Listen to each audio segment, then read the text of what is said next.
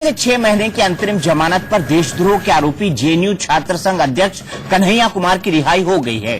कन्हैया को जमानत देने के साथ साथ हाईकोर्ट ने जेएनयू के उन शिक्षकों और छात्रों को भी सख्त संदेश दिया जो देश विरोधी नारों और कार्यक्रमों को अभिव्यक्ति की आजादी बता रहे थे। कई लोगों ने पुलिस की कार्रवाई का विरोध करते हुए कहा था कि ऐसे कार्यक्रम तो जेएनयू की संस्कृति में शामिल हैं, जहां सबको हर तरह के विचार रखने और उस पर बहस करने की आजादी है। हाईकोर्ट ने जेएनयू में देश विरोधी नारे लगाने वाले छात्रों और शिक्षकों को नसीहत दी है कि ये एक तरह का संक्रमण है जिसका इलाज करना जरूरी है। अब ये बड़ी बहस का मुद्दा है कि क्या जेएनयू में देश विरोधी संक्रमण फैल रहा है। आखिर हाईकोर्ट को क्यों याद दिलाना पड़ा देशभक्ति का सबक।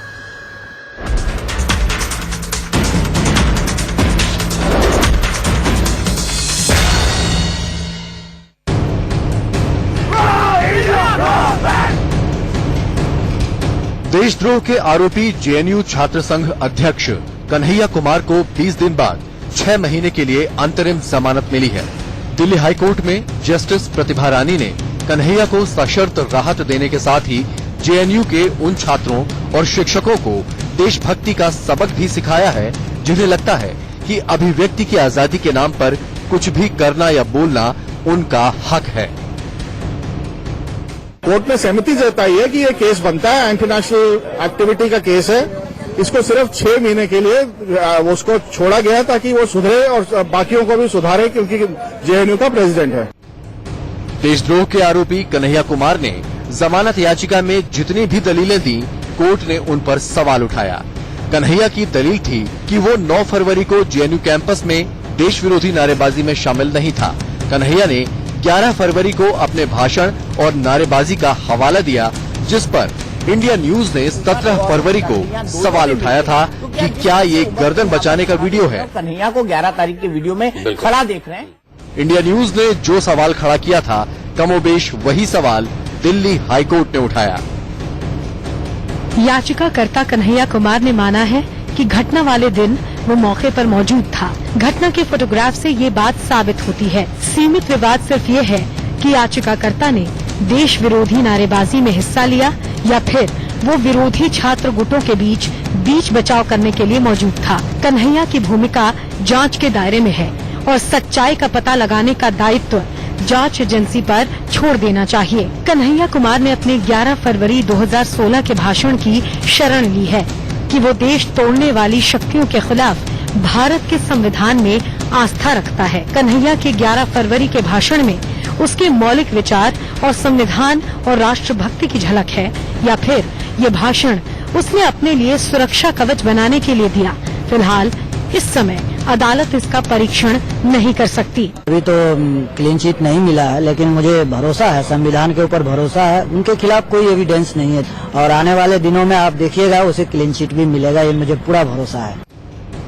कन्हैया की जमानत याचिका में अभिव्यक्ति की आजादी का हवाला दिया गया था, जिस पर हाईकोर्ट की टिप्पणी थी, ये कहना पर्याप्त है कि ऐसे लोग यूनिवर्सिटी कैंपस में आराम से नारे लगाने के लिए आजाद हैं, लेकिन इन्हें एहसास नहीं है कि वो सुरक्षित माहौल में हैं, क्योंकि हमारे जवान ऐसे युद्ध भूमि में मौजूद हैं जहां सांस लेने के लिए ऑक्सीजन तक कम है।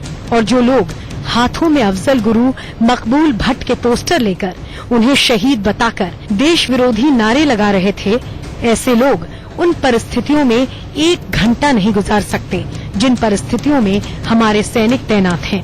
इस तरह के नारे उन शहीदों के घर वालों का मनोबल तोड़ सकते हैं जो तिरंगे में लिपटे ताबूत में घर लौटे थे।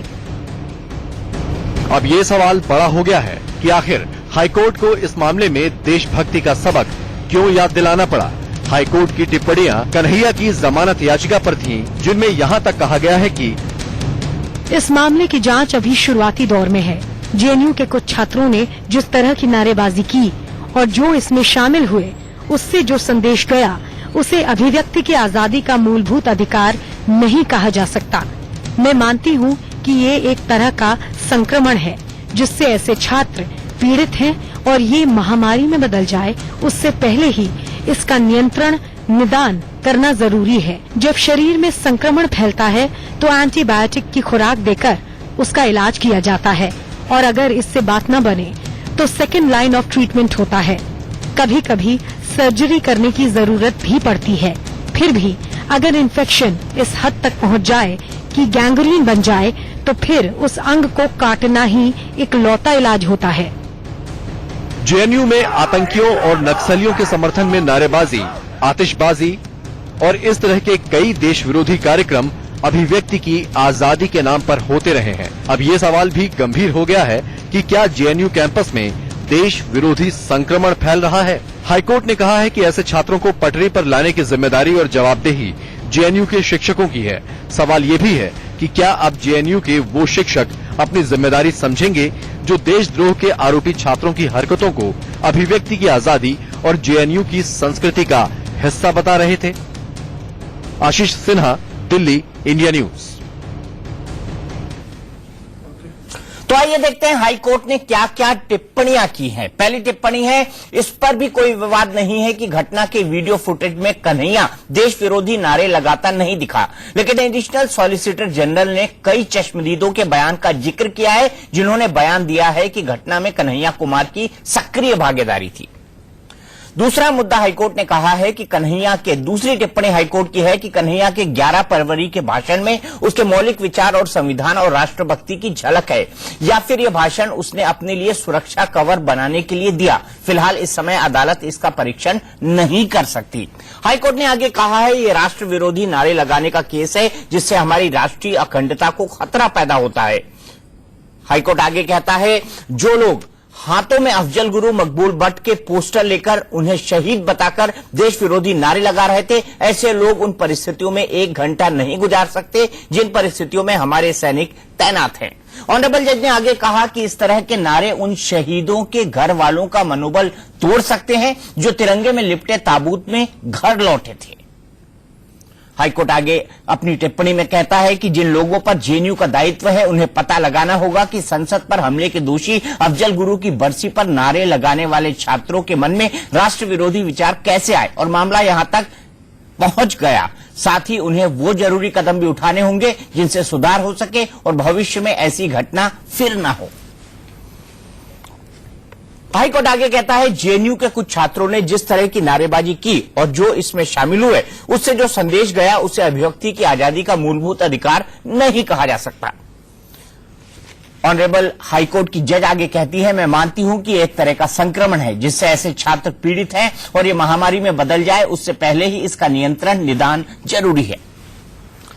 जब शरीर में संक्रमण फैलता है तो एंटीबायोटिक गोली देकर उसका इलाज किया जाता है। कभी कभी सर्जरी करने की जरूरत भी पड़ती है। फिर भी अगर इन्फेक्शन गैंग्रीन बन जाए तो उस अंग को काटना ही इकलौता इलाज होता है।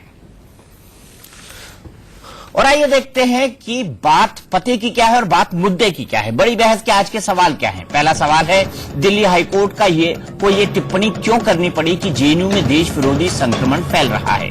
दूसरा सवाल है, क्या जेएनयू छात्रों को अभिव्यक्ति की आजादी का गलत मतलब समझाने के लिए शिक्षक जिम्मेदार हैं।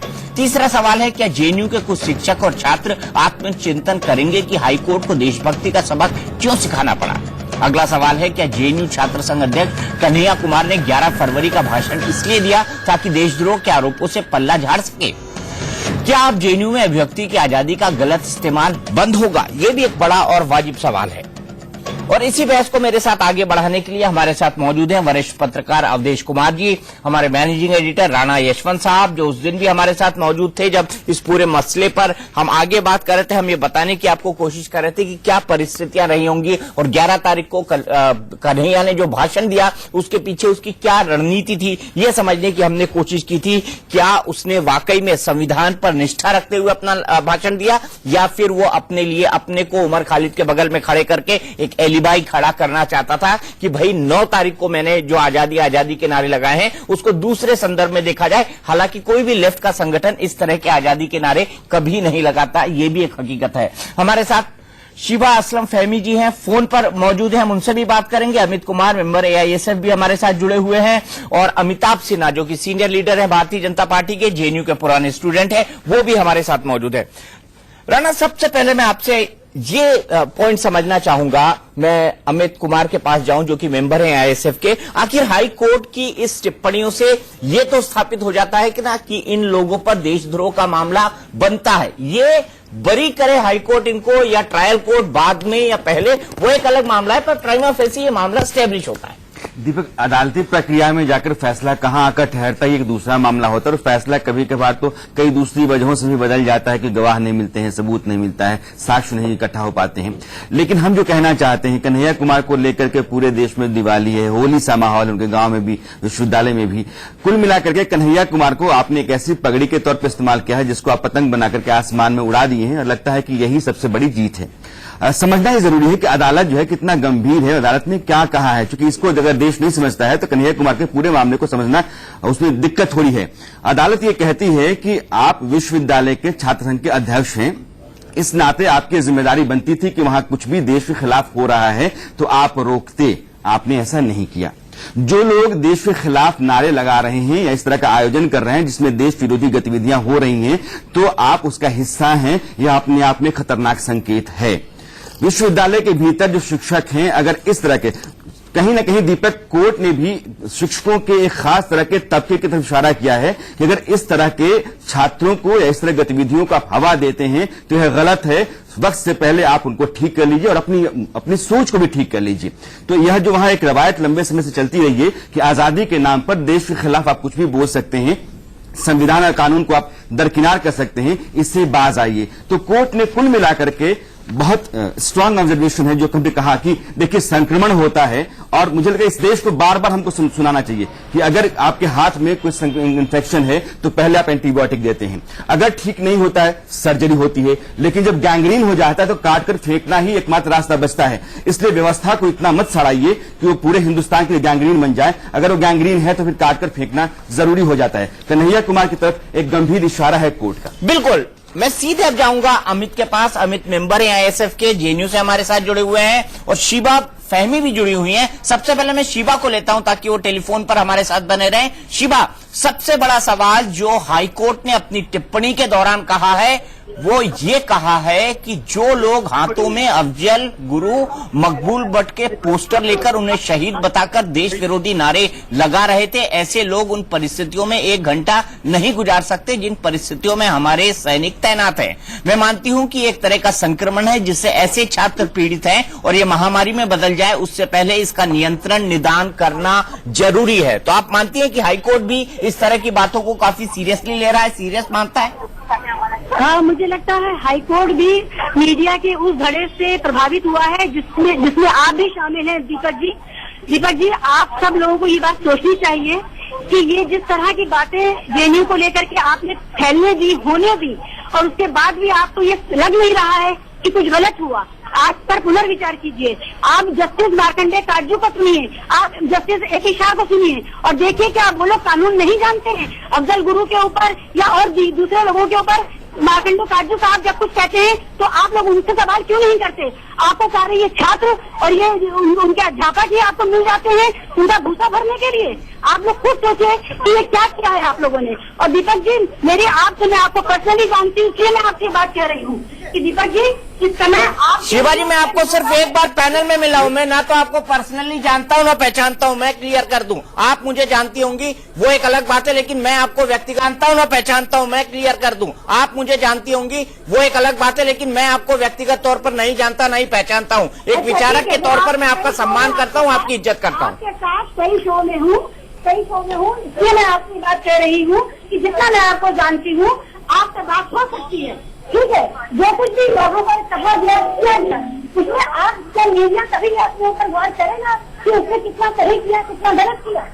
तो शिवा, मैं अवधेश बोल रहा हूँ। क्या आप मानती हो कि जज ने जो कुछ भी टिप्पणी 23 पेजों में की है वो दीपक चौरसिया से प्रभावित होकर के कर दिया है? क्या जज की अपनी समझ देश के बारे में, कानून के बारे में, संविधान के बारे में वो मीडिया के आधार पर बनता है? ये जो आप आरोप लगा रही है तो क्लियर कट ये जज और न्यायालय पर एक आरोप। मैं कोई आरोप किसी पर नहीं लगा रही हूँ, मैं सिर्फ ये कह रही हूँ। अवधेश जी, मैं आपका जवाब दे दूं। अवधेश जी, आप मेरी बात सुन लीजिए, मैं आपका जवाब दे देता हूँ। अमित, 1 मिनट, शिवा बोल रहे हैं फिर आप बोलिएगा। अमित, सिर्फ 1 मिनट, क्योंकि 2 लोग बोलेंगे आवाज नहीं सुनाई पड़ेगी। शिवा, आप कंटिन्यू करिए, अवधेश जी का सवाल आपसे था। जी, मैं किसी पर कोई आरोप नहीं लगा रही हूँ। मैं सिर्फ ये कह रही हूँ कि जो पब्लिक परसेप्शन है उसके आधार पे बहुत कुछ गलत हो जाता है। पब्लिक परसेप्शन के आधार पे कन्हैया के ऊपर हमला किया गया, पब्लिक परसेप्शन के आधार पे ये तक कह दिया गया कि गोली मार देते। तो ये सारा पब्लिक परसेप्शन जो है वो मीडिया ट्रायल से बनता है। इस बात को समझिए और ये देश अपना है, ये लोग अपने हैं। इस भावना के साथ आप लोग रिपोर्टिंग करिए और बात करिए। जेएनयू का होने के नाते में मेरी आपसे यही गुजारिश है कि कभी आप समझिए इस चीज को कि इतनी बड़ी बौद्धिक समाज, इतना सारी दुनिया में फैला हुआ बौद्धिक समाज क्यों इस बात आपके साथ खड़ा नहीं हो रहा है। अच्छा शिवा, ये बताइए, एक दीपक, एक मिनट मुझे दीजिए। शिवा, मुझे लगता है कि आपकी राय मैं बार बार सुनता रहा हूं और आपको मैं बहुत सुलझा हुआ आदमी मानता था, लेकिन मुझे लगता है कि जिस तैश में, जिस तेवर के साथ आप बात कर रही है, ये एक प्रवचन देने वाले, उपदेश देने वाले संत टाइप आप लगे। हमारी तकलीफ है, मुझे बोलने दीजिए, मुझे बोलने दीजिए। होता यह है कि जब आप किसी भी एक विचारधारा के खाके में आकर के उसका चश्मा पहन करके देश को देखती हैं, मैं सिर्फ देश के हक में आज बोल रहा हूं, समाज के हक में बोल रहा हूं, आपकी तरह मैं किसी एक वाद के हक में नहीं हूं। आपने एक चश्मा पहन रखा है, उसी चश्मे से आप पूरे देश को देखना चाहती हैं। मैं सिर्फ आपसे 3 सवाल करना चाहता हूं। किसी भी देश के विश्वविद्यालय के भीतर अगर कहा जाता है कि हिंदुस्तान 13 टुकड़े होंगे, इंशाअल्लाह इंशाअल्लाह अल्लाह, नहीं शिवा, मैं 3 सवाल पूछूंगा, हाँ या ना का जवाब दीजिएगा। ये डॉक्टर वीडियो है, हम इसको डिसोन कर चुके हैं। किसने कहा ये डॉक्टर है भाई? शिवा, शिवा किसने कहा ये डॉक्टर है? ये सारे देखिए अभी और बाकियों की जांच। आपकी जानकारी इतनी, ये डॉक्टर है, आपकी जानकारी अपाहिज है। शिवा, आप न्यूज के रिपोर्टर से क्यों नहीं पूछते? शिवा, मैं सिर्फ 3 सवाल करता हूं। शिवा देखिए, या तो आप नहीं जानती हैं, मुझे आपसे बात करनी ही नहीं चाहिए थी, या आप पूरे घटना को जानती हैं। अगर घटना को जानती हैं तो 3 बातें आप जानिए। एक पैम्फलेट है जिसपे कुछ बातें लिखी हुई हैं, वो पैम्फलेट इन्विटेशन कार्ड है जिसके लोगों को बुलाया गया है। बुलाने के बाद जो कार्यक्रम हुआ है उसमें कुछ नारे लगे हैं, वो नारे भी हैं। अब तीनों बातें सच है, तीनों बातें, इन्हीं तीनों बातों के आधार पर कोर्ट ने भी अपनी बातें रखी हैं। मैं सिर्फ आपसे पूछता हूं कि कोई भी न्योता ऐसा है जिसमें कहा जाता है कि अफजल गुरु और मकबूल भट्ट को जो फांसी दी गई वो जुडिशियल किलिंग है, आप मानती हैं? ये मार्कंडे काजू साहब मानते हैं, मैं नहीं मानती हूँ। ये मार्कंडे काजू साहब। अरे मैं हिंदुस्तान का नागरिक होने के नाते, एक विवेकशील आदमी होने के नाते मैं आपसे पूछना चाहता हूँ। आप जस्टिस मार्कंडे काजू साहब से सवाल क्यों नहीं करते? शिवा, अगर आप फिर आप मार्कंडे काजू को बुला लाइए, मैं उन्हीं से बात करता हूँ, आपसे मैं क्यों बात कर रहा हूँ? अगर आपको मार्कंडे काजू के जरिए ही बात करनी है, अगर आप लोगों को कुछ भी कहने का अधिकार नहीं रहेगा। अरे आपके पास अपना कोई विचार नहीं है क्या? मैं आपसे यही मेरा विचार। फिर मुझे आपसे बात नहीं करनी चाहिए। मैंने तो एक समझदार नागरिक के नाते आपको फोन लगाया और आपसे बात करना चाहता हूं कि आप कम से कम एक विचार रखेंगी क्या? ऐसे मैं भी आपसे यही ये विचार है जिसके विरुद्ध न्यायालय ने टिप्पणी की है, आप समझने की कोशिश करिए। न्यायालय की टिप्पणी बहुत महत्वपूर्ण है। 23 पेज में अंतरिम जमानत का फैसला एक असाधारण फैसला है और अंतरिम जमानत में अभी कोर्ट यह कह रहा है कि जेएनयू में इस प्रकार से राष्ट्र विरोधी भाव क्यों पैदा हुआ है, इसके रीजन केवल जानने की जरूरत नहीं, इसका इलाज जानने की जरूरत है। तो इसीलिए कह रहा है कि शिवा जैसे लोग वहाँ है, वहाँ रहे और वहाँ से इसी विचार के लोग पैदा हुए हैं, इसलिए कोर्ट के जजमेंट को समझने की जरूरत है। नारे लगे थे, इस बात का कोई सबूत नहीं है आपके पास। अवधेश जी, दिल्ली पुलिस ये सबूत नहीं दे पाई है कोर्ट को आज तक। नहीं, और ये जो है ये गलत है, मिला है, ये जजमेंट नहीं है। यह नारा कन्हैया ने लगाया कि नहीं लगाया, इसका सबूत नहीं है। नारे तो लगे, नारे लगे, इस बात का प्रमाण नहीं। आपको दिल्ली पुलिस में आज तक आइडेंटिफाई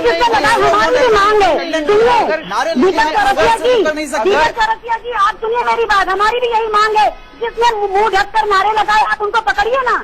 कौन कहता है उनको ना पकड़े?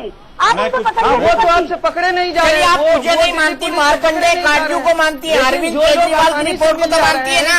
अपने शिवा असलम मुझे नहीं समझ में आ रहा, आप सब लोग एक साथ बोल रहे हैं। टोटली डिस्कार्ड करती है, उनकी सरकार की रिपोर्ट को भी टोटली डिस्कार्ड करती हैं आप ये कहती है कि दिल्ली सरकार की जो रिपोर्ट है जो आज शाम को आई है वो भी बिल्कुल बकवास है। मैंने दिल्ली सरकार की रिपोर्ट अभी नहीं पाई है, नहीं देखी है, मुझे उसके बारे में नहीं पता। मैं सिर्फ इतनी बात आपसे कह रही हूँ कि जिन्होंने मुंह ढक के नारे लगाए उनके पीछे क्यों नहीं पड़ा जाए? जिन्होंने मुंह ढकने वालों को नारे लगाने के लिए बुलाया उनको पकड़ना गलती है क्या? मुझे बताइए आप। नहीं है, सवाल ये कि उनको किसने बुलाया? दीपक जी ये आप साबित नहीं कर सकते हैं। आपके पास साबित करने के लिए कुछ नहीं होता है और केवल आप जो है आरोप लगाते चलते हैं। जुडिशियरी को अपना काम करने दीजिए। अभी अंडर ट्रायल है। हमने कहा रोका है भाई। कैसे कह सकते हैं ये सारी चीजें? आप जुडिशरी के ट्रायल करने से पहले ही कन्हैया को निर्दोष बता रहे हैं, उमर खालिद को निर्दोष बता रहे हैं, अनिर्बान को निर्दोष बता रहे हैं। मुझे बताइए आप, दीपक जी, मुझे यही शिकायत है, मुझे यही शिकायत है। क्यों नहीं पकड़ पाई उन नकाबपोश लोगों को? अमित, सुनिए अगर वो मेरी बात। एग्जिस्ट करते हैं। अमित, जिस वक्त से कन्हैया की गिरफ्तारी हुई है, आप तो गला फाड़ फाड़ के चिल्ला रहे हैं कि कन्हैया बेकसूर है।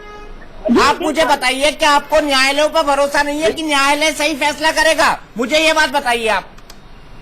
जी बिल्कुल, मैं उसका आई विटनेस हूँ। मैंने देखा है हर चीज को। उसमें कहीं से भी देश विरोधी नारे जो है वो नहीं लगाए गए हैं। और आप कर रहे हैं, नहीं है। सुनिए हिंदुस्तान की बर्बादी तक जंग रहेगी। अभी आपको देश विरोधी नारा नहीं लगता है, तो आपको प्लीज मेरी बात पूरी अमिताभ होने जी, दीजिए। अमिताभ जी। अगर उस वीडियो सुनो भैया, अपनी दुकानदारी जरा से एक मिनट के लिए शांत करो। एक मिनट पहले सुनो आप। देखो ये बहुत सुनो, एक दुकानदारी देखिए आप लोगों का चलाना काम है। एक मिनट मैंने मेरी बात ध्यान से सुनिए। मैं तब से आपका इंटरफेरेंस सुन रहा हूँ, चाहे वो किसी से बात हो रही है, आप बीच में डाल रहे हो अपनी बात। जरा एक मिनट सुन लो। मेरा नाम अमिताभ सिन्हा है, सुन लो। मैं ये कहना चाहता हूँ आपको कि मैं भी जवाहरलाल नेहरू विश्वविद्यालय का विद्यार्थी रहा हूँ और मैंने देखा है कि वहाँ जेएनयू में क्या होता है और कैसे होता है। अभी उस पर डिटेल ना जाओ। मैं इतना ही कहना चाहता हूं दीपक जी कि ये जो सारा विवाद है ये बहुत इसको महीनी रूप से देखने की जरूरत है। ये साम्यवादी यानी जो कम्युनिस्ट हैं और साथ में अल्पसंख्यकवाद, इनका एक बहुत ही एक मिनट सुनिए, चुप रहिए एक मिनट। तो ये अल्पसंख्यकवाद, अरे आपका तो नाम ही काफी है, आप क्या बोलेंगी पता था मुझे। एक सुनिए, एक पंथे का एड आता है जिसमें कहा जाता है कि नाम ही काफी है।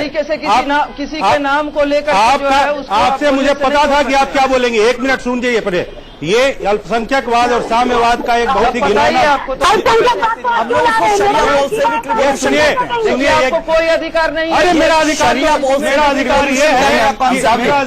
मुझे लगता है कि मैं किसी नाम या कौम पे ना जाए, बात रखे तो मैं उनको जानता हूँ। उनका नाम इसलिए मैंने कहा, मैंने किसी कौम की बात नहीं की। मैं उनका नाम जानता हूँ और मुझे मालूम था ये क्या कहेंगी और इसीलिए मुझे कोई आश्चर्य नहीं है। मैंने किसी का नाम धर्म के आधार पर नहीं कहा है। मैंने कहा इनका नाम ही काफी था, मुझे पता था क्या बोलेंगे।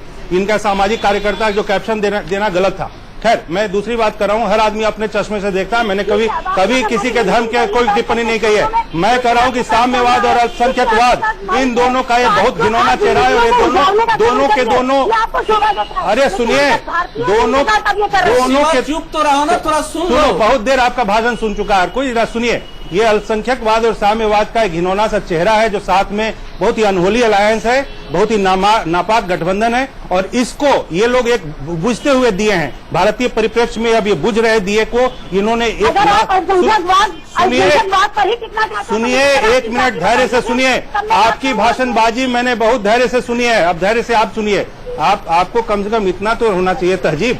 देखिए ये जो जेएनयू में हुआ है ये जाधवपुर यूनिवर्सिटी में भी हुआ है और 17 जगहों पे करने का षड्यंत्र था। वो इसीलिए क्योंकि जो यूनिवर्सिटी है वहां पर बहुत ही कोमल दिमाग अंदर होते हैं और उनको इस तरह से फियादीन दस्ते में कैसे बच्चों को शामिल किया जाता है, इसी तरीके से आत्मघाती दस्ते तैयार किए जाते हैं। एक मिनट सुनिए, आप चुप रहिए। आप सुनिए, आप कैसी इलॉजिकल बात नहीं है। ये सुनिए, ये कहते हैं कि मैं जेएनयू का छात्र रहा हूँ और मैं साथ में एक लॉयर भी हूँ सुप्रीम कोर्ट का। सुनिए अनप्रैक्टिकल एक मिनट मैं सबको बोलूंगा, आपको रुकना होगा, मुझे कमर्शियल ब्रेक लेना बहुत जरूरी है। मैं एक्सीड कर गया हूं। ब्रेक के तुरंत बाद हम सीपीएम के सांसद जितेंद्र चौधरी जी के पास जाएंगे, वो अभी हमारे साथ जुड़े।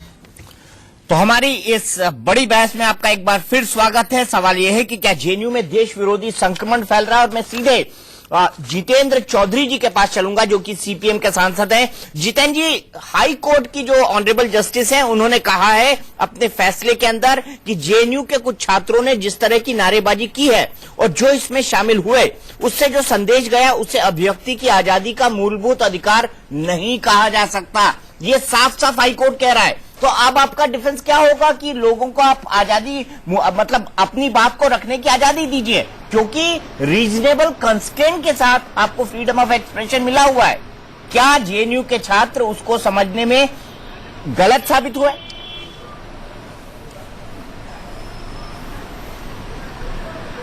देखिए, न्यायालय ने जो बोला है गलत साबित हुआ।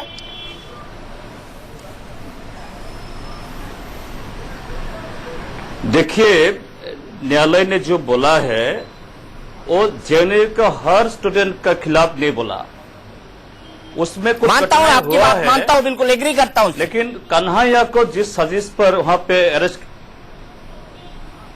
हाँ नहीं, आप सुनिए, जिस साजिश में अभी जेएनयू को और पूरे जेएनयू का जो शिक्षकों पर जो इल्जाम लगा रहा है, ये पूरी गलत तरीका से न्यायालय ने जो बोला है, वहां पे कुछ ऐसा स्टूडेंट आया, लेकिन वो जेएनयू का और जेएनयू का बाहर का अभी तो तय नहीं हुआ। मैं पूछूं, और इसलिए ये कन्हैया को उनको जमीन मिला है। देखिए सर, ये जो जितेंद्र चौधरी जी, दिल्ली पुलिस, मैं आपको ये बताना चाहता हूं कि ये जेएनयू का ऑफिस ऑर्डर है। हाँ बोलिए। जेएनयू का ये ऑफिस ऑर्डर है, जेएनयू का आदेश है ये इंटरनल इंक्वायरी का। This is an order of an internal inquiry of JNU. ये क्या कहता है आपको मैं बताता हूं।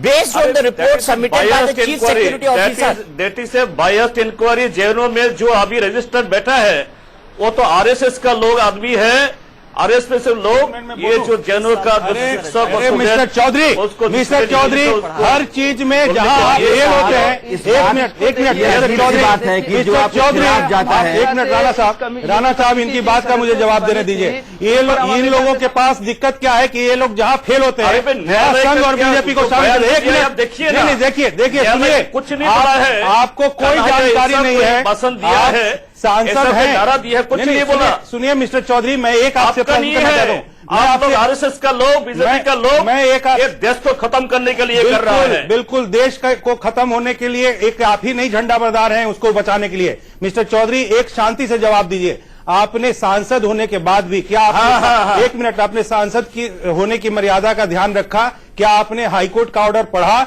जिसमें उन्होंने, हाईकोर्ट के माननीय न्यायाधीश ने कहा है कि जेएनयू में जो शिक्षक वर्ग है, क्या उसके ऊपर मैं जिम्मेवार? एक मिनट सुनिए, मैं प्रश्न पूछ रहा हूँ आपसे, मैं प्रश्न पूछ रहा हूँ आपसे, नहीं बोला है। अरे सुनिए, मैं शिक्षक वर्ग को आपने डिफेंड किया, आप बोलिए, आप सच बोलिए, मैं डिफेंड कर, एक मिनट के लिए बोलिए। सुनिए, ये जो इन्होंने हाईकोर्ट ने कहा है कि वहां की जो टीचर्स कम्युनिटी है जिसने ये इनकलकेट होने दिया वहां के स्टूडेंट्स में एंटी इंडियन फीलिंग, इसके लिए क्या वहां की टीचर्स कम्युनिटी भी जिम्मेवार नहीं है? और मैं जेएनयू का छात्र रहा हूं मिस्टर चौधरी, मैं इसका कोई प्रूफ नहीं है। और सुनिए, दूसरी बात लगाने वाले लोग, दूसरी बात मैं ये भी कहना चाहता हूं, चौधरी साहब, एक मिनट दीजिएगा। देखिए, बहुत छोटा सोचिएगा, हम लोग पत्रकार हैं, हमारा काम होता है खबरें जिस तरीके से हम रखते हैं। अच्छा, एक दूसरे पर मत बोलिए। जितेंद्र चौधरी जी, अमित, आप दोनों डिसाइड कर लिए कौन बोलेगा। आप दोनों बोल लिए, आप दोनों को मौका मिलेगा। आपकी बात नहीं समझ पा रहा है, देश आपकी बात नहीं समझ पाएगा अगर आप एक दूसरे की बातों पर एक दूसरे के ऊपर बोलेंगे। Don't speak over each other. Deepak, मैं राणा जी, एक पॉइंट इनका, फिर मैं आप दोनों के पास आऊंगा। मैं कोर्ट को कोट करना चाहता हूं। आपको लगता है कन्हैया बेकसूर हैं, मैं सिर्फ दो जगहों पर आता हूं। कोर्ट ने दो बातें कही। कोर्ट ने कहा कि कन्हैया कुमार ने अपने 11 फरवरी 2016 के भाषण की शरण ली है, वो देश तोड़ने वाली शक्तियों के खिलाफ भारत के संविधान में आस्था रखता है। कन्हैया के 11 फरवरी के भाषण में उसके मौलिक विचार और संविधान और राष्ट्रभक्ति की झलक है, या फिर भाषण उसने अपनी सुरक्षा कवच बनाने के लिए दिया था। फिलहाल कोर्ट इस बारे में परीक्षण नहीं करना चाहती है, इशारा समझिए। दूसरा, जेएनयू छात्र संघ अध्यक्ष की हैसियत से कन्हैया कुमार से उम्मीद की जाती थी कि वो कैंपस में किसी भी राष्ट्र विरोधी कार्यक्रम के आयोजन के लिए जिम्मेदार और जवाबदेह होगा, लेकिन वैसा हुआ, इसलिए वो जवाबदेह और जिम्मेदार ठहराया जाना चाहिए। यह दोनों बातें कोर्ट ने इशारों में बोली हैं, उसके बाद भी आपको समझ में नहीं आता है? नहीं, इनको समझ में नहीं आएगा राणा जी, क्योंकि इनके ऊपर में एक ऐसा चश्मा लगा हुआ है जो निश्चित रूप से, जो मैंने कहा, साम्यवादी तो है मिस्टर चौधरी, अल्पसंख्यकवाद का चश्मा लगा हुआ है इन पे। इनको कश्मीर बहुत प्रिय लगता है क्योंकि वहां इसके मार्फत इनको पाकिस्तान और कश्मीर के मार्फत अल्पसंख्यकवाद करते हैं, इनको तुष्टीकरण करना है। इसीलिए मैं आपसे ये करना चाहता हूं मिस्टर चौधरी कि कम से कम अब आप बख्शिए देश को। यहां पर जो हाईकोर्ट ने ऑर्डर दिया उसको यदि आप सही परिप्रेक्ष्य में देखें तो ये एक क्लियर वर्डिक्ट है अगेंस्ट एंटी नेशनल फोर्सेज। और मैं आपको एक लॉयर के नाते बताना चाहता हूं कि कॉन्स्टिट्यूशन के आर्टिकल 19(2) के हिसाब से जो फ्रीडम ऑफ स्पीच का अधिकार दिया गया है वो बहुत रेस्ट्रिक्टेड है और वहां सोवरेंटी यानी संप्रभुता के खिलाफ, देश की सुरक्षा के खिलाफ यदि कोई भी व्यक्ति आगे जाता है तो उसके खिलाफ में कड़ी से कड़ी कानूनी कार्रवाई का प्रावधान आईपीसी में है। और इसीलिए यदि इसके खिलाफ में कोई कार्रवाई हुई है। अमिताभ जी आप भाषण दे रहे हैं, कोर्ट के अगर जजमेंट को पढ़िए तो आप पर भी रिस्पॉन्सिबिलिटी डाली है सरकार के नाते। गैंग्रीन में कहा है हाई कोर्ट ने कहा है कि जेएनयू की अगर बीमारी इस सीमा तक बढ़ गई है तो उसके इलाज की जो बात है वो सरकार को करनी है।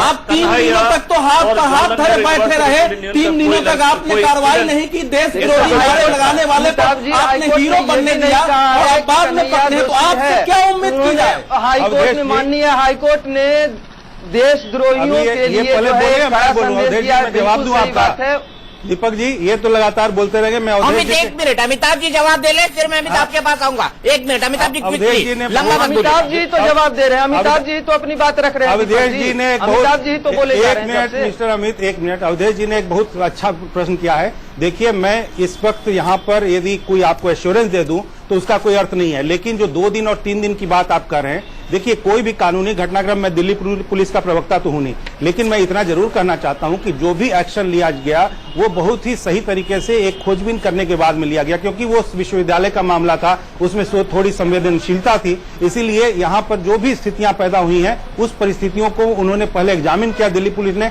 और उसके बाद एक कार्रवाई की है। लेकिन उसके बाद यदि जो हाईकोर्ट ने कहा है कि गैंग्रीन हो तो पांव काटना पड़ता है, तो मैं आपको इतना भरोसा दिलाना चाहता हूं कि मैं इस सरकार के प्रतिनिधि के नाते नहीं, मैं एक आम भारतीय जो देशभक्त भारतीय है, क्योंकि आजकल फैशन भी हो गया है कि मैं तो देशद्रोही हूं, मैं उतना फैशनेबल नहीं हूं। मैं कहना चाहता हूं कि राष्ट्रभक्त के नाते मैं इतना कहना चाहता हूं कि एक मजबूत सरकार है और ये गैंग्रीन हुए पांव को काटने में भी सक्षम भी है और पूरी तरीके से काटेगी। अमित, मेरा आपसे सीधा सवाल है, मेरा सवाल सुनिएगा फिर उसका जवाब दीजिएगा।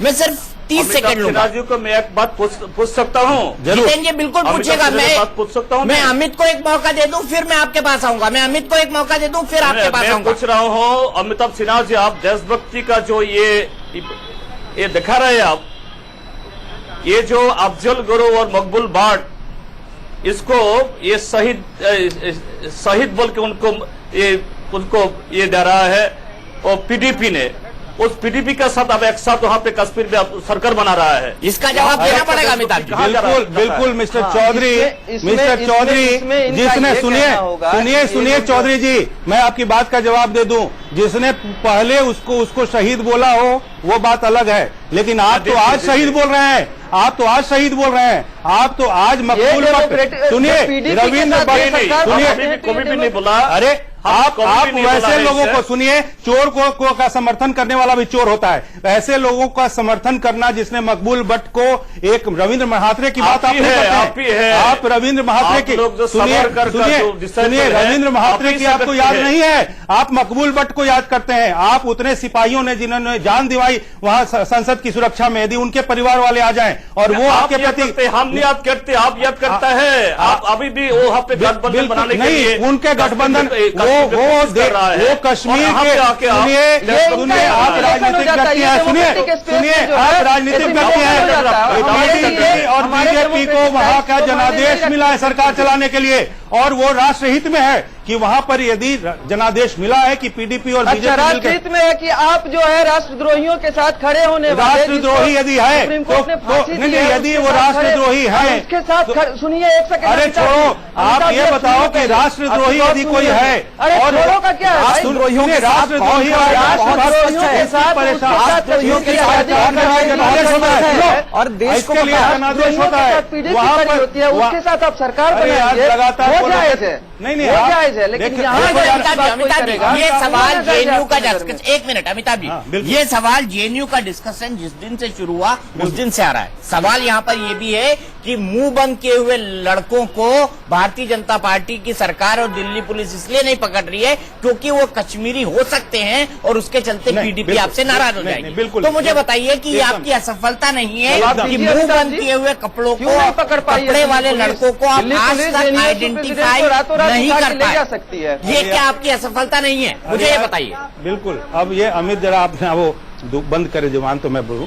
देखिए, ये जो आपने सोचा ये एक सिर्फ कयास है, ये सिर्फ एक्सपेक्टेशन है, हाइपोथेटिकल, ऐसा कुछ नहीं है। देखिए वहाँ के जो प्रोफेसर्स हैं, जैसे वहाँ के जोनुटा के अध्यक्ष हैं वो और कन्हैया कुमार दोनों जैश नाम के सीपीआई के संगठन जो थिंक टैंक है उसके मेंबर हैं, और उन्होंने पूरे के पूरे जनुटा को एक सीपीआई का अड्डा बना दिया, उसका मुखौटा बना दिया। उस जगह पे न जेएनयू के जो टीचर्स हैं ना वहाँ के एक, अब जरा चुप रहिए आप, मुझे जवाब देने दीजिए। मुझे दीपक जी के नहीं चुप रहेंगे, क्यों चुप रहेंगे? आप गलत बोलते जाएंगे, आपको कुछ पता नहीं है। जेएनयू के टीचर क्या सोचते हैं मैं आपको बता दूं। मैं बता रहा हूँ, जैश नाम का एक संगठन है जो सीपीआई का एक थिंक टैंक है, उसमें जो वहाँ के जुनुटा के अध्यक्ष हैं वो भी के ले आए भाई आप। अरे आपको कुछ पता नहीं है अमित जी, मैं आपको बता दूं को पता है, आपने कब तैयार किया इसको? अरे यार मेरे सवाल का जवाब दीजिए। क्या आपकी सरकार, क्या आपकी सरकार, ये सवाल बनता है आप पर, क्या आपकी सरकार, क्या आपकी सरकार इतनी इनकॉम्पिटेंट है कि जेएनयू में जो लड़के बाहर से आए नारे लगाकर चले गए उनको आप आज तक पकड़ना तो छोड़िए, आइडेंटिफाई भी नहीं कर पाए? मैं आपको दीपक जी एक बहुत दुर्भाग्यपूर्ण स्थिति बताता हूँ। जेएनयू कैंपस, अरे यार चुप रहो यार, जेएनयू के परिसर का मैं भी छात्र रहा हूँ और दीपक जी आप भी परिसर के छात्र रहे। आपको पता है कि जेएनयू का जो अंदर का जो सिचुएशन है, जो ज्योग्राफिकल, वो कैसा है। वहाँ पर जो लड़के जो वहाँ पर अंदर छुपाए गए, ये भी अंदाजा किया जा रहा है कि वहाँ के टीचर्स ने उनको पनाह दी। वहाँ पूरा कैंपस इतना ज्यादा चार्ज हो गया कि वहाँ पर टीचर्स और स्टूडेंट्स का एक तबका उन सभी राष्ट्र विरोधी छात्रों को अंदर लेके छुपाने में कामयाब हुआ, और जो रुमाल बांध के वहाँ गए थे वो राष्ट्र विरोधी थे या वहीं के अंदर के थे। इसके बाद 1 मिनट यार चुप रहो। और जो 26 लोगों का नाम आया है, उन 26 लोगों को पुलिस क्यों नहीं पकड़ पाई? ये जो फ्रेम करके चिंता मत करो, चिंता मत करिए आप, चिंता मत करिए, आपके सारे मित्र पकड़े जाएंगे। अमित, सारे मित्र आपके पकड़े जाएंगे, चिंता मत करो। लेकिन ये एक सटीक जवाब नहीं है। मैं आ रहा हूँ, अमिताभ जी मैं आपके बताऊंगा, मुझे ब्रेक लेना है, मुझे ब्रेक लेना है, क्योंकि आपने प्री रोल में काफी सारा टाइम बर्बाद कर दिया, क्योंकि आप असल जवाब से भटकाना चाहते थे लोगों को। मैं अवधेश जी के पास आऊंगा, राणा जी के पास आऊंगा, ये जानने की कोशिश करूंगा कि वाकई बीजेपी के पास पीडीपी वाले जवाब का तर्क क्यों नहीं है। और एक आखिरी सवाल पूछूंगा अमित से कि हाईकोर्ट की टिप्पणी क्या है उन जैसे छात्रों के बारे में जो इसका प्रत्यक्ष या अप्रत्यक्ष रूप से समर्थन करते। तो हमारी इस बड़ी बहस में आपका एक बार फिर स्वागत है। हम बात कर रहे हैं कि क्या जेएनयू में देश विरोधी संक्रमण फैल रहा है। मेरे साथ यहाँ पर पंकज श्रीवास्तव है जो जेएनयू के छात्र हैं, एबीवीपी से जुड़े हैं। पंकज, क्या संक्रमण वाकई वहां फैला हुआ है? बिल्कुल सर, सबसे पहले तो मैं एक बात स्पष्ट कर दूं कि पिछले कई दिनों से हम लोग जो बात कहते आ रहे थे, ये जो हाईकोर्ट का फैसला आया है उस फैसले ने उस बात को ये साबित कर दिया कि विद्यार्थी परिषद जो आरोप लगा रहा था कि जेएनयू में इस तरह के नारे लगे वो सही था, और इस तरह की देश विरोधी गतिविधियां लगातार हो रही हैं। एक और बात जो इसमें कही गई फैकल्टीज के इन्वॉल्वमेंट को लेकर के, मैं एक उदाहरण आपको देना चाहता हूं। अभी पिछले कई दिनों से नेशनलिज्म की क्लास चल रही थी एड ब्लॉक पे जेएनयू में।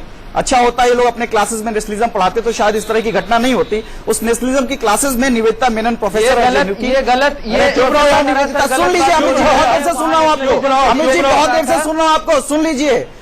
निवेदिता मेनन पढ़ाते हुए क्या बताती हैं, ब्लॉग पे वीडियो है उसका, वो बताती हैं कि इलीगली ऑक्युपाई कर रखा है कश्मीर को भारत ने। वो बताती हैं कि सेना में लोग पैसे के लिए जाते हैं। वो वहां पर पढ़ाती हैं कि बंजर जमीन के लिए लोग सियाचिन में मर रहे हैं। उनको समझना चाहिए कि -60 डिग्री टेम्परेचर में कोई जवान अगर बर्फ की चादर ओढ़ करके अपनी जिंदगी शहीद कर देता है, तब हम कैंपसेस में बैठकर फ्रीडम ऑफ एक्सप्रेशन की बात कर पा रहे हैं। तब ये दिल्ली हाईकोर्ट को ये कहना पड़ता है। आपको इस चीज को समझना पड़ेगा, और ये मानसिकता पूरे जेएनयू में है। मैं आपको बता दूं 2004 का एक रिजोल्यूशन जेएनयूएसयू की काउंसिल में लाया गया था, एबीवीपी और एनएसयूआई ने मिलकर के, कि अरुणाचल प्रदेश अभिन्न भाग है भारत का, आप सारे लेफ्ट पार्टीज के लोगों ने मिलकर के उस रेजोल्यूशन को गिरा दिया। आपको शर्म आनी चाहिए, आपको शर्म आनी चाहिए। इस बार की जेएनयू की काउंसिल मीटिंग में जब एबीवीपी की तरफ से एक रेजोल्यूशन लाया गया कि जम्मू कश्मीर भारत का अभिन्न अंग है, आप लोगों ने मिलकर उस रेजोल्यूशन को गिरा दिया। आपको शर्म आनी चाहिए। आप लोग हर एक मिनट, क्या अमित आपने रेजोल्यूशन गिराए हैं?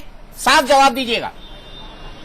जी नहीं, बिल्कुल बिल्कुल ऑन नहीं। इस रिकॉर्ड है, तरीके से अमित हम जी, ऑन मानते रिकॉर्ड हैं, है, हमारा ऑन पूरा रिकॉर्ड है, विश्वास आप जाकर हमारे के निकाल संविधान में सकते है। हैं। हमारा मानना है, हम मानते हैं इस बात को कि जम्मू कश्मीर जो है वो भारत का अभिन्न अंग है, क्योंकि यहाँ इस देश का तो फिर क्या आप संविधान मानते जो हैं है कि वहाँ भी मकबूल लागू भट्टी होता है। और इस अफजल देश का गुरु की संविधान जुडिशियल जहाँ किलिंग जहाँ हुई लागू थी? हो रहा है, क्या आप मानते हैं कि अफजल गुरु और मकबूल भट्ट की जुडिशियल किलिंग हुई थी? मुझे बताइए, इसका भी जवाब दे दीजिए। आप इस चीज को जो है गलत दिशा में मत ले जाइए। अमित जी, एकदम सही दिशा में ले जा रहा हूं मैं बात के को। मामले में हम मेरी इस न्याय व्यवस्था में जो है वो पूरी सहमति है, इसके साथ पूरा विश्वास है हमारा इस न्याय व्यवस्था में। आपने रोका क्यों नहीं? हम आप क्वेश्चन अमित वहाँ पर आप वहाँ पर क्वेश्चन कर सकते हैं। मैं एक बात बताना चाह रहा हूं। आपने दस 10 तारीख को देश विरोधी काम के लिए क्या किया? अमित जी, आपने रोका क्या? अमित जी, 9 तारीख को आपने जब ये रोका? देश विरोधी नारे लगे, उसके बाद 10 तारीख को पूरे दिन सारे मीडिया चैनल्स पे जाके कन्हैया कुमार इसको डिफेंड चलिए, कर रहे थे। मैं एक आखिरी क्लोजिंग कमेंट अवधेश जी आपसे लेना चाहूंगा कि वाकई एक गैंग्रीन की बात की, एक बीमारी की बात की हाई कोर्ट ने, और जिस तरह से जेएनयू की परिस्थितियों का खुलासा हुआ है, जो आरोप लगे हैं उस पर तो कोर्ट फैसला करेगी, हम उस पर जजमेंट देने वाले कोई नहीं होते। लेकिन जो परसेप्शन बन गया है और जो हाई कोर्ट ने इस तरीके से टिप्पणी की है, उसके बाद क्या आपको लगता है कि ये बीमारी दूर हो पाएगी जेएनयू से?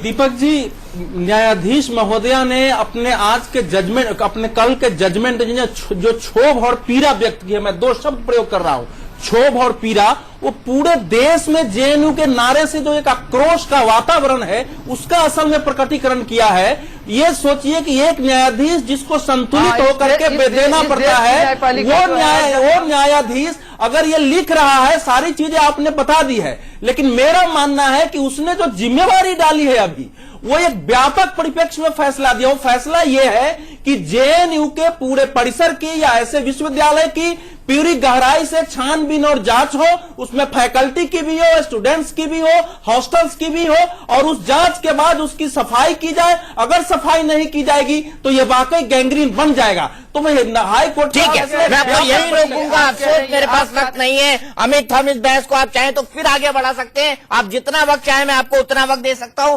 बहरहाल जितेंद्र चौधरी जी, अमित, राणा जी, अमिताभ जी, अवधेश जी और पंकज, आप सब लोगों का बहुत बहुत शुक्रिया। तो सवाल ये है कि आइडियोलॉजिकल, वैचारिक तौर पर पूरी तरह से बटे हुए जेएनयू के अंदर क्या हाईकोर्ट की ये टिप्पणियां कोई असर करेंगी, ये देखना फिलहाल बाकी है। टुनाइट विद दीपक चौरसिया में आज के लिए इतना ही, लेकिन इंडिया न्यूज पर खबरों का सिलसिला लगातार